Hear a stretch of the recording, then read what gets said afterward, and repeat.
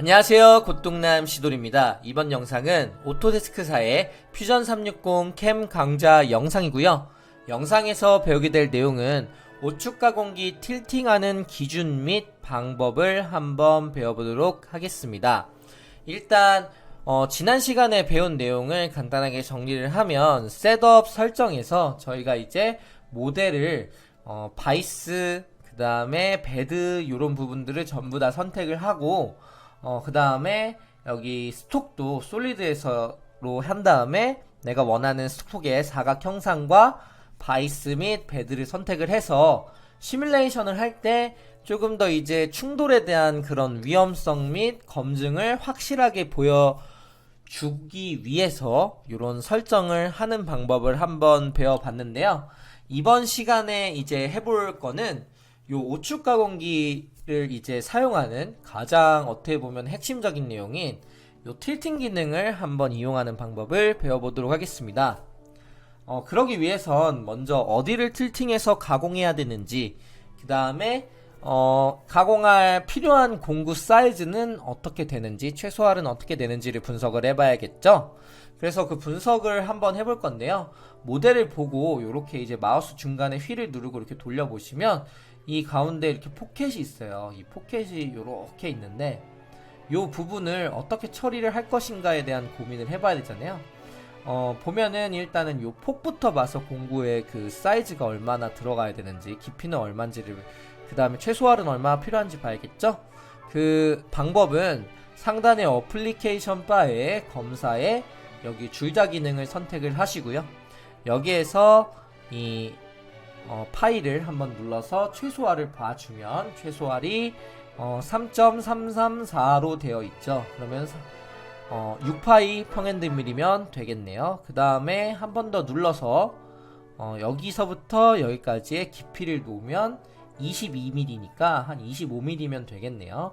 그 다음에 또 한 번 눌러서 요 점과 요 점을 한번 클릭을 해서 보면 여기는 11mm, 그러니까 6파이면 충분하겠죠. 이 상태에서 일단 보면 지금 보니까 굳이 이거를 여기까지 할 필요 없이 상단에서 다 날려버려도 될 것 같아요. 그래서 전번 시간에 짰던 이 툴패스를 조금 이제 16파이 평을 길이를 좀 바꿔서 길게 뽑아 볼게요. 16파이 평을 한 70mm까지 놓고요. 그 다음에 어셉트 해서 얘를 만들고 깊이를 스탁을 하나 켜서 잠깐 보고 바닥까지 다 가도 될 것 같아요. 그래서 모델에 바닥 마이너스 5까지 해서 다시 툴패스를 좀 변경을 해주겠습니다. 이렇게 해가지고 요 바닥까지 전부 다 깎는 식으로 하나 툴패스를 짤 거고요. 그 다음에 이 포켓을 깎아야 되기 때문에 이 친구를 한 번 더 복사를 해줄게요.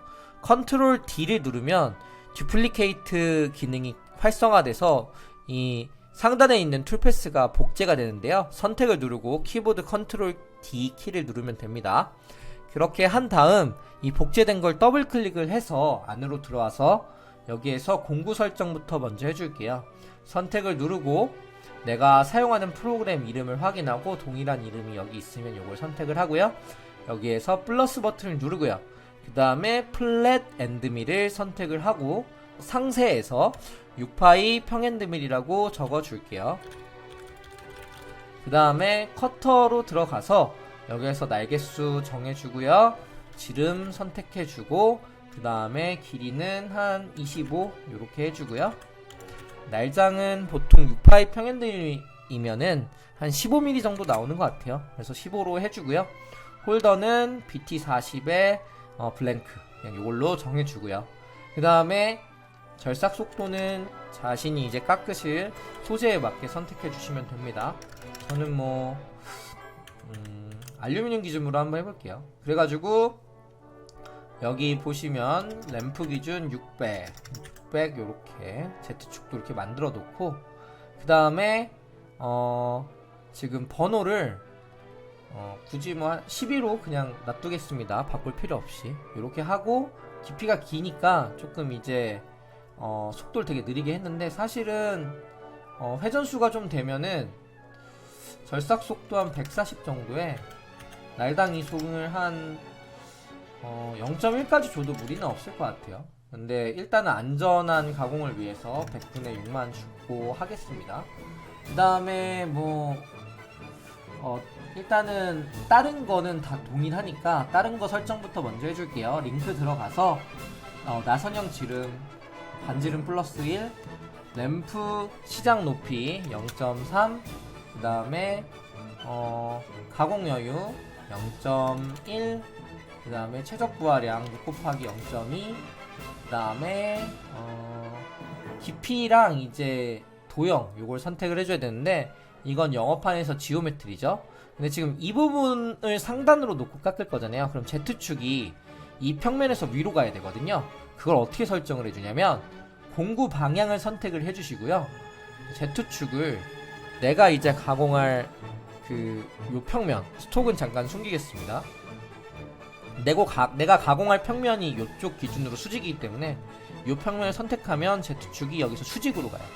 근데 이게 기계마다 다른데 통상적으로 대부분의 오축 기계가 내가 이제 베드가 있을 때 베드 방향으로 이렇게 축에 플러스 방향이 들어오면 통상적으로 툴패스에 에러가 나요.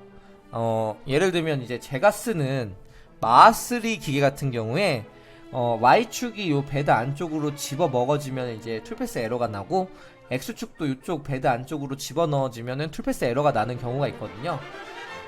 그래서 각자 기계에 맞는 틸팅 각도에 대한 스펙을 확인을 하시고 요거에 맞게, 그러니까 틸팅이 될 수 있는 그 축의 그 셋업에 맞게 이 셋업의 이 기준을 알아내서 요걸 잡아주시는 게 중요해요. 그래서 보통 통상적인 기계들은 이제 이 Y축이나 X축이 요 베드 안쪽으로 들어가면 안 되기 때문에 X축 반전을 눌러주시면 지금 다 베드 기준으로 바깥쪽으로 빠졌죠.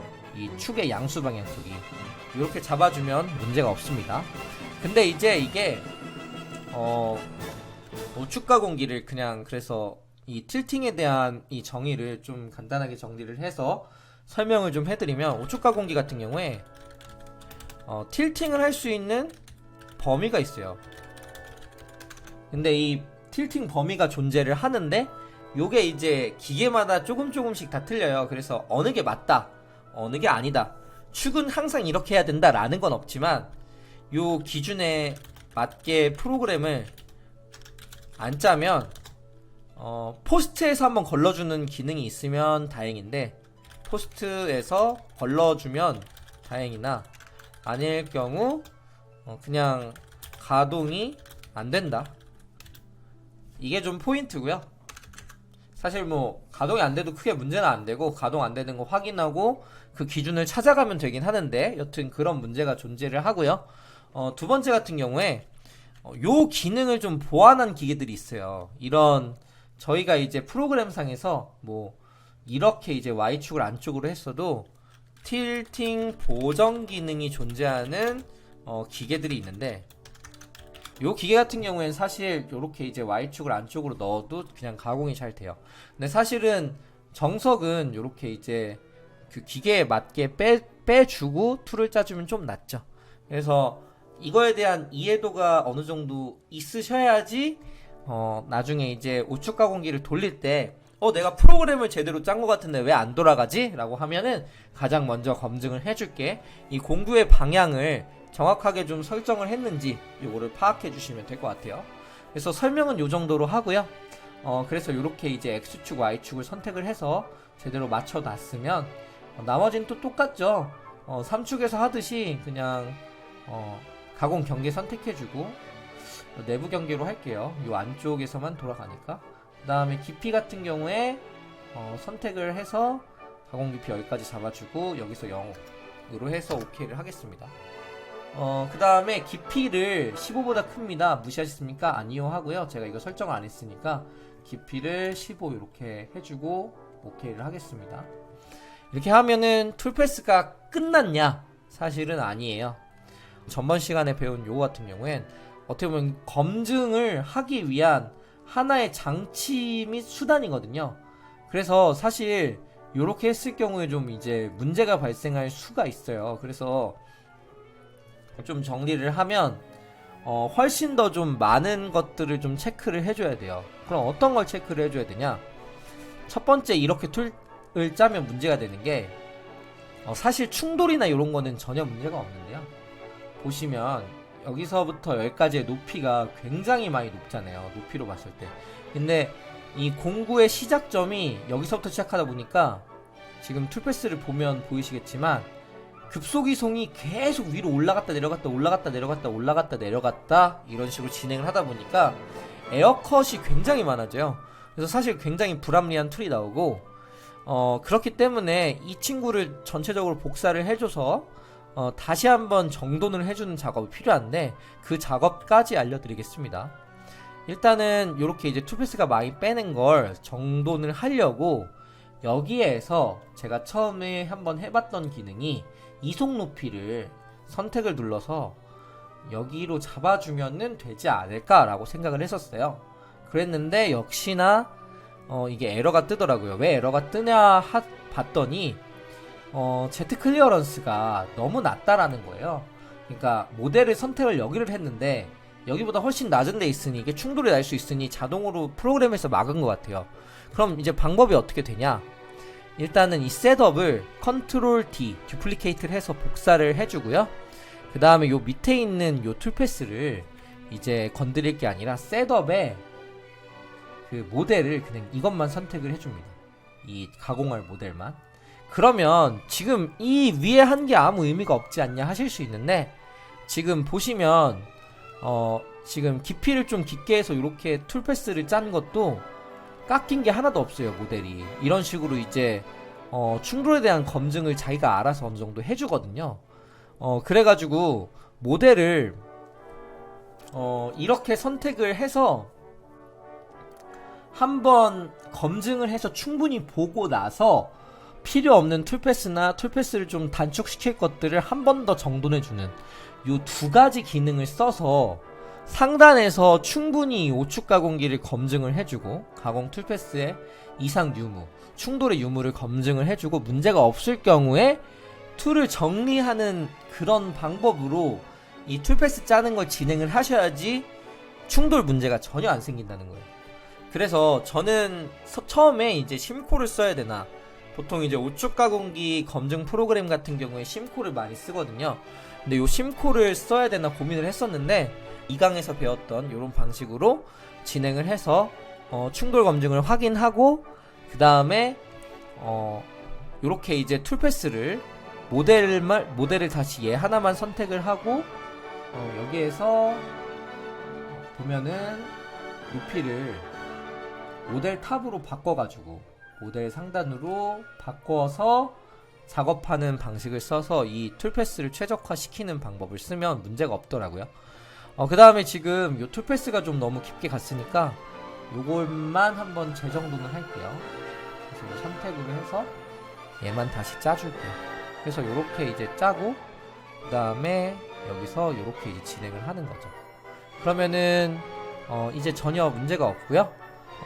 좀 그 툴을 최적화시키는 툴 하나를 만들고 그 위에 저희가 이제 그 검증을 제대로 할 수 있는, 이건 가상 툴인 거예요. 실제로 쓰기에는 조금 뭐랄까 너무 틸팅을 했을 때 이렇게 뜨는 게 많아가지고 못 쓰는데 가상 툴처럼 충돌 검증을 확실하게 해줄 수 있는 툴패스 하나를 위에다 만들어주고 그걸 필두로 이 툴패스를 조정을 하시는 게 가장 중요하지 않을까 생각을 해봅니다. 이것도 소재 바닥이 하면 안 되네요. 얘도 선택으로 해서 여기를 클릭을 해야겠네요. 그래서 이렇게 툴패스를 짜면 되겠죠. 시뮬레이션을 한번 하고 요번 시간은 마무리하는 시간을 가져보도록 할게요. 네, 이렇게 짜졌으면 검증을 해야 되는데요. 셋업의 오른쪽을 누르고요. 시뮬레이션을 누르고 그 다음에 모델은 항상 다 끄고 여기서 재생을 눌러서 요 깎이는 걸 보고 진행을 하시면 요런 식으로 깎일 때 충돌이 있는지 확인이 가능하죠. 이 주변물이 깎였는지 볼 수 있으니까. 그런 식으로 해서 한번 요렇게 이제 황삭이 들어가는 걸 보면서 틸팅을 하시면 될 것 같아요. 그래가지고 일단 여기서 먼저 검증을 해서 이 셋업에서 문제가 없으면 통상적으로 요 밑에서 충돌이 나는 경우는 없거든요. 그래서 이 툴패스랑 비슷한 그 라인으로 이제 툴패스 나는 게 확인이 되면 사실 충돌에 대한 걱정은 사실 전혀 할 필요가 없어요. 제가 이제 오축 가공기를 실제로 산업용 기계로 이제 적용하면서 쓴 지가 거의 한 3개월 정도 됐거든요. 근데 요렇게 이제 여러 개를 가공을 해봤는데 심코를 안 써도 사실 전혀 충돌이 안 되게 이제 검증이 가능하니까 굳이 뭐 요런 방법을 쓰면 그 오축 가공 검증 프로그램까지 따로 구매를 하실 필요는 없을 것 같아요. 그래서 요렇게 그 틸팅을 하는 법, 틸팅을 하는 기준, 그 다음에 특정 산업용 기계 같은 경우엔 틸팅 보정 기능이 있는 기계도 있다. 요런 식으로 오늘 알아보시고 사용법을 익혀두시면 될 것 같습니다. 이상 영상 마치겠습니다. 시청해주셔서 감사합니다.